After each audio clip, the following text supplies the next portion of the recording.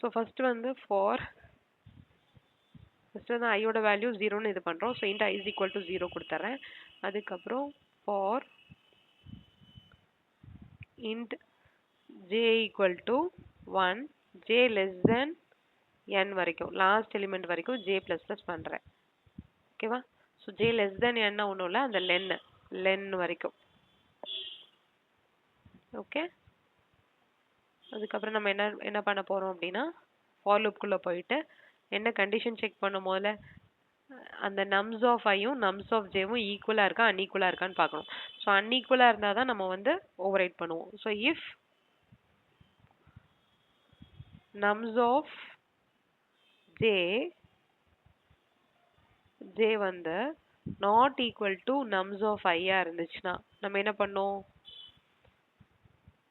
இந்த மாதிரி இருந்ததுன்னா நம்ம ஓவர் ரைட் பண்ணோம். அப்போ நம்ம ஃபர்ஸ்ட் எடுத்ததும் பார்த்தீங்கன்னா ஆக்சுவலாக எப்படி இருந்துச்சு, இங்கே 0 இருந்தது,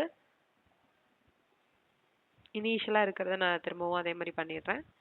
1 1 2 2 3 3 4 இருந்தது. அப்போ இந்த இடத்துல எனக்கு ஜே இருந்தது. அப்போ எனக்கு ஐ ஜே இருக்கா, ஜே வந்து இப்போ எனக்கு 1 ஆகும்போது எனக்கு நம்ஸ் ஆஃப் ஜேவும் நம்ஸ் ஆஃப் ஐயும் அன்ஈக்குவலாக இருக்கு. ஸோ அன்ஈக்குவலாக இருக்கும்போது நான் என்ன பண்ணேன், ஐயை வந்து ப்ளஸ் ப்ளஸ் பண்ணேன். அப்போ ஐ ப்ளஸ் ப்ளஸ். ஓகே, அதுக்கப்புறம் என்ன பண்ணுறோம், இப்போ எனக்கு நம்ஸ் ஆஃப் ஐயில் வந்து எதை ரீப்ளேஸ் பண்ணுறோம், நம்ஸ் ஆஃப் ஜேவை வந்து ரீப்ளேஸ் பண்ணிட்டோம். ஸோ அவ்வளோதான். ஸோ இது முடிஞ்ச பிறகு இந்த ஃபார் லூப் முடிஞ்சதும் எனக்கு லாஸ்ட்டாக இப்போ காமிச்சேன் இல்லையா, அந்த மாதிரி வந்துடும். எனக்கு லாஸ்ட்டாக ரிட்டர்ன் பண்ணும்போது இந்த ஃபார் லூப் முடிச்ச பின்னாடி எனக்கு ஐயோட பொசிஷனில் தான் எனக்கு நம்பர் ஆஃப் எலிமெண்ட்ஸ் இருக்கும். கே எலிமெண்ட்ஸ் வந்து நம்ம ரிட்டர்ன் பண்ணணும். ஸோ ரிட்டர்ன் ஐ ப்ளஸ் 1.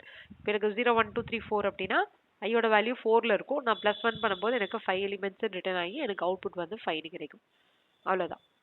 ஸோ இதுதான் வந்து இதோட கோட் லாஜிக்.